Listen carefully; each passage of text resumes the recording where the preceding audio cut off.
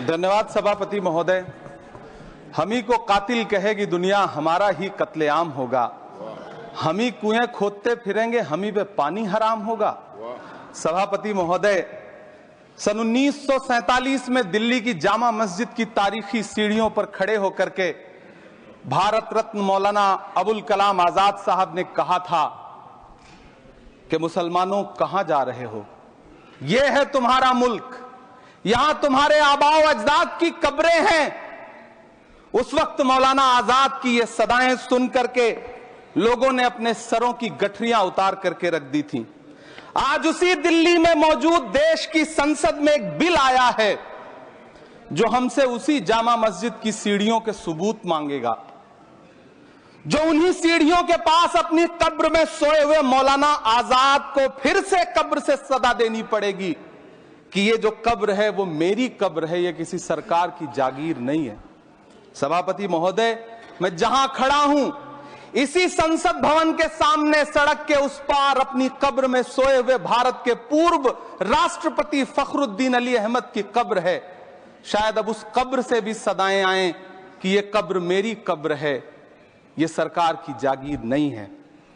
सभापति महोदय, मैं वक्फ कानूनों में किए जा रहे संविधान विरोधी बदलावों के खिलाफ बोलने के लिए खड़ा हुआ हूं। संविधान का आर्टिकल 14 हो, 29 हो, 30 हो, चीख चीख कर कहता है कि देश में सब बराबर के हकदार हैं। आर्टिकल 26 कहता है कि सबको अपने अपने मजहबी कामों के लिए मंदिर, मस्जिद, गिरजाघर, गुरुद्वारों का निर्माण करने का हक है और उसका रखरखाव का भी हक है। लेकिन डॉक्टर बाबा साहब अंबेडकर के संविधान को हर दिन कुचलने वाली ये सरकार देश के मुसलमानों से नफरत में इतनी अंधी हो गई है कि खुलेआम देश की संसद में देश सरकार के माइनॉरिटी मिनिस्टर साहब और होम मिनिस्टर साहब झूठ बोलते हैं और देश को गुमराह करते हैं, झूठ शब्द असत्य बोलते हैं। सरकार ने इस बिल का नाम उम्मीद रखा है।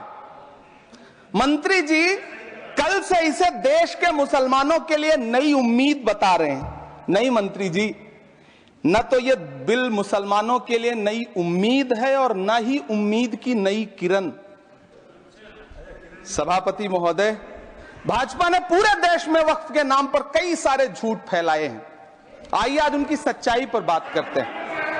वक्फ ट्रिब्यूनल को ऐसे बताया जाता है जैसे वक्फ ट्रिब्यूनल कोई मजहबी खाप पंचायत हो।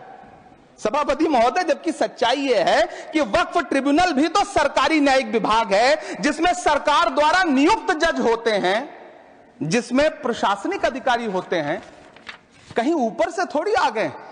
सभापति महोदय, देश के गृह मंत्री जी ने इसी सदन में कहा कि वक्फ ट्रिब्यूनल के फैसले के खिलाफ कोई कोर्ट नहीं जा सकता, जबकि सच यह है कि वक्फ एक्ट 1995 की धारा 83(9) के तहत हाई कोर्ट वक्फ ट्रिब्यूनल के फैसले की न सिर्फ समीक्षा कर सकता है बल्कि उसे बदल भी सकता है। सच तो यह है कि वक्फ बोर्ड खुद अपनी जमीनों के लिए कई सारी कोर्ट में मुकदमे लड़ रहा है।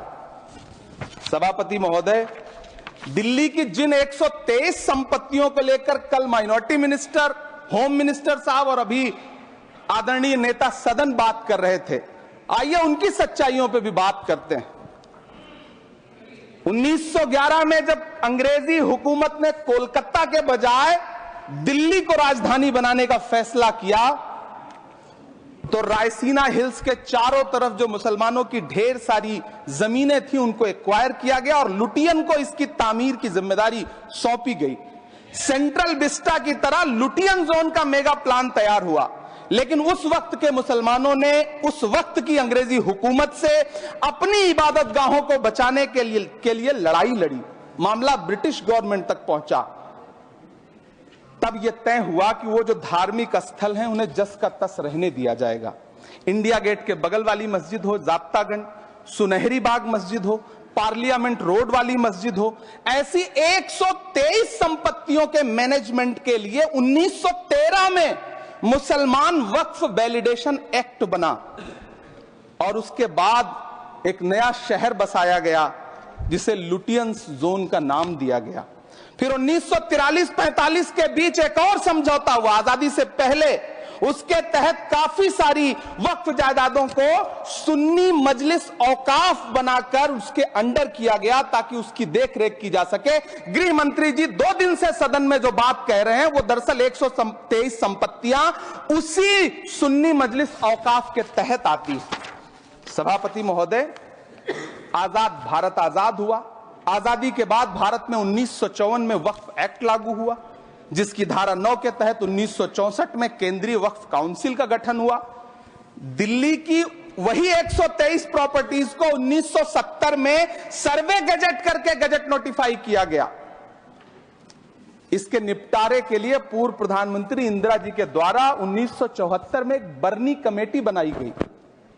बर्नी कमेटी ने 1976 में इन 123 संपत्तियों को दिल्ली वक्फ बोर्ड की संपत्ति होने की रिपोर्ट सौंपी।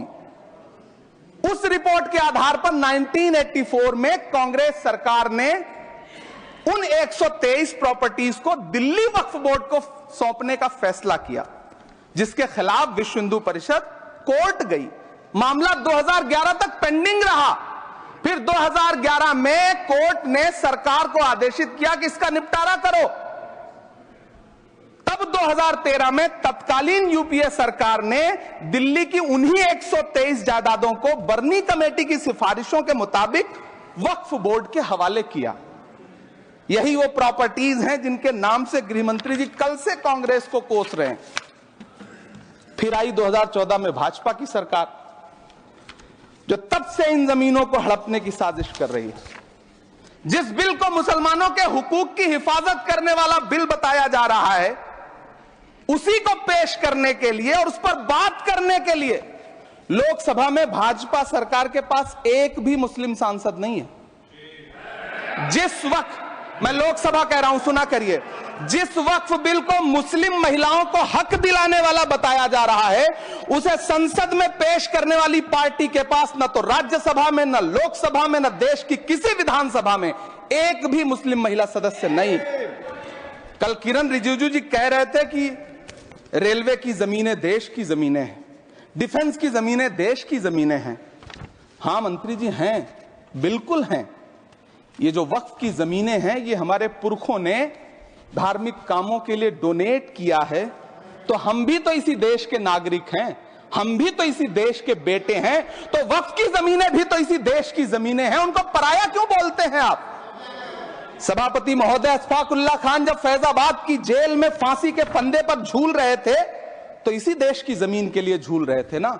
सभापति महोदय, अंडमान की जेल में काला पानी की सजा काटकर अपनी जान देने वाले मौलाना फजले हक खैराबादी हो या शेर खान अफरीदी हो, वो भी तो इसी जमीन के लिए अपनी जान दे रहे थे ना। सभापति महोदय, पाकिस्तान के खिलाफ लड़ते हुए अपनी जान देने वाले महावीर चक्र विजेता ब्रिगेडियर उस्मान हो या पाकिस्तान के पैटर्न टैंक उड़ाने वाला परमवीर चक्र विजेता वीर अब्दुल हमीद हो, वो भी तो इसी जमीन के लिए अपनी जान दे रहा था ना। और मंत्री जी, मैं इस सदन में अलग ऐलान ये कहता हूं कि जब भी इस देश की जमीन को लहू की जरूरत होगी, आपसे 2 कदम आगे इमरान खड़ा मिलेगा। ये मैं आपसे यकीन दिलाते हुए कह रहा हूं। सभापति महोदय, मैं सरकार से कहना चाहता हूं, हमसे हमारी इबादत गाहें तो मत छीनिए ना, हमारे घरों पे बुलडोजर तो मत चलाइए ना, हमारी कब्रों में तो हमें सुकून से सोने दीजिए ना। सभापति महोदय, माइनॉरिटी मिनिस्ट्री का बजट कट करके, मुस्लिम बच्चों की स्कॉलरशिप बंद करके अब सरकार कह रही है कि हम वक्फ की आमदनी से गरीब मुसलमानों का भला करेंगे। गुजरात की बेटी बिल्किस के बलात्कारियों की रिहाई के बाद उन्हें माला पहनाने वाली लोगों के नेता ये कह रहे हैं कि यह बिल मुस्लिम महिलाओं को उनका हक दिलाएगा। धन्यवाद मोदी जी, क्या बढ़िया सौगातें मोदी दे रहे हैं आप। पहले हमें गुजराते मोदी दिया, आप सौगातें मोदी दे रहे हैं। लेकिन यह सरकार इतना याद रखे कि इसी ठसक के साथ देश की संसद में सीए का कानून भी लाया गया था और कहा गया था बड़े बड़े भाषण देकर के कि पड़ोसी देशों से हिंदू भाइयों को ला करके यहां नागरिकता दी जाएगी। लेकिन मैं आपके संज्ञान में लाता हूं सर कि पिछले इतने दिनों में इनसे नागरिकता लेने के लिए 2000 व्यक्ति भी नहीं आए, जबकि इसके उलट इन्हीं की सरकार में पिछले 10 साल में 15 लाख से ज्यादा भारतीयों ने भारत की नागरिकता छोड़ करके दूसरे देश में जाकर के बस गए। यह हुआ उस कानून का अंजाम। सभापति महोदय, इसी तरह की जिद के साथ किसानों के खिलाफ भी कानून लाए गए थे। जिस तरह आज वक्फ के फायदे गिनाए जा रहे हैं, उसी तरह से किसानों को भी कृषि कानूनों के फायदे गिनाए गए थे। लेकिन अंजाम क्या हुआ? 700 किसानों की शहादत लेने के बाद सरकार को अन्नदाता किसानों के सामने घुटने टेकने पड़े और कृषि कानून वापस लेने पड़े।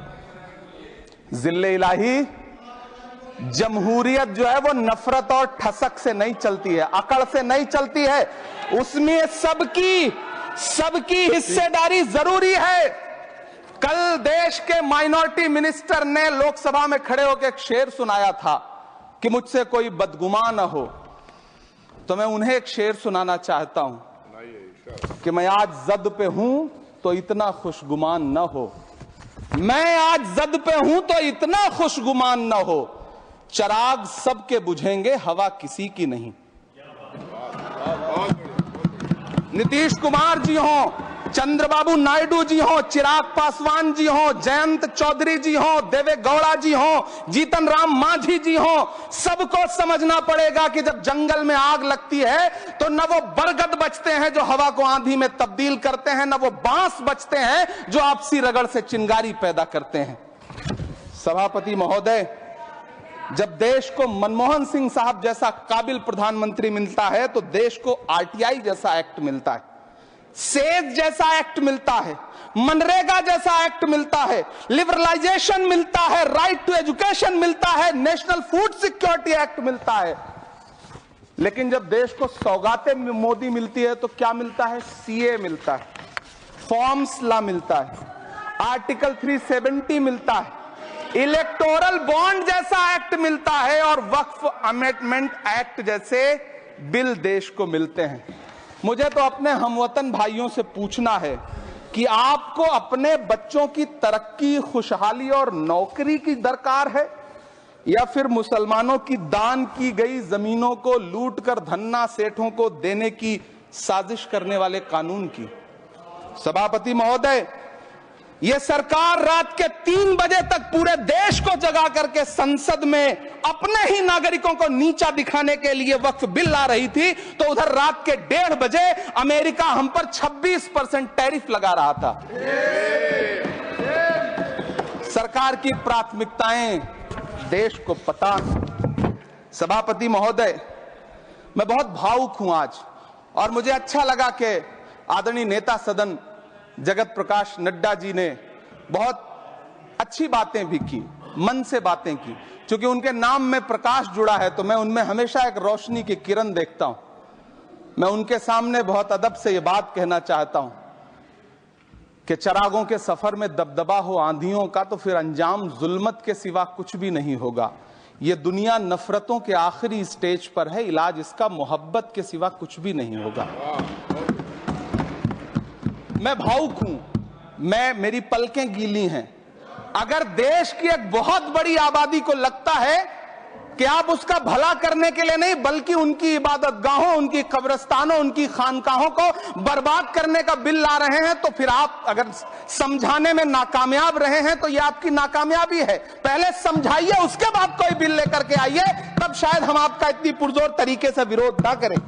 लेकिन सभापति महोदय, मैं अंत में सिर्फ इतना कहना चाहता हूं कि इस बिल में जो भी पॉइंट्स दिए गए हैं, बॉम्सी पोर्टल देख लीजिए, सरकार का झूठ आपको पकड़ में आ जाएगा। हम डरे नहीं हैं, हम सिर्फ सरकार से अपील कर रहे हैं कि हमें अपना समझिए। हम आपके अपने हैं, इस देश के नागरिक हैं और आप ताकत में हैं। संख्या बल के आधार पर बिल हो सकता है आप पास करा ले, लेकिन आपको यह बात समझनी पड़ेगी कि हम तो वो तारीख हैं, जहनों में रहना है जिसे कागजी पुर्जे नहीं जो फाड़ डाले जाएंगे। जिस जमीन पर मैं खड़ा हूं ये मेरी पहचान है। आप आंधी हैं तो क्या मुझको उड़ा ले जाएंगे? आपको यह बात समझनी पड़ेगी। आपको अगर इतना विपक्ष की तरफ से पहले जेपीसी में इतने सारे पॉइंट्स आए और उसके बाद कल से लोकसभा में और राज्यसभा में सुझाव आप सुनने को तैयार नहीं है, लोगों की शंका को दूर करने के बारे में आप बिल्कुल सोच नहीं रहे, बस आप कह रहे हैं यह बिल उम्मीद की नई किरण है। नहीं साहब, इसे भले किरण जी लेके आए हैं, लेकिन ये उम्मीद की नहीं बल्कि नाउम्मीदी की किरण है। और इस देश की एक बहुत बड़ी आबादी इस बात से खदशे में है, शक में है कि आप सीधे उनकी जमीनों को लूट करके धन्ना सेठों को बेचना चाहते हैं। मेरी अब भी आपसे अपील है कि इस बिल को वापस लीजिए। यह बिल कहीं से आपके अपने नागरिकों के लिए अच्छा नहीं है। यह बिल सिर्फ इस देश के मुसलमानों को नीचा दिखाने का और अपने एक ऐसे मतदाता वर्ग को खुश करने का बिल है जिनको इस बिल के पास हो जाने से कुछ मिलेगा भी नहीं। लेकिन आप एक नैरेटिव देना चाहते हैं, एक मैसेज देना चाहते हैं। मेरी आपसे अपील है कि कृपया ये जो सबका साथ सबका विकास का नारा है, इस नारे को रत्ती भर तो चरित्रार्थ कर दीजिए। बहुत बहुत धन्यवाद।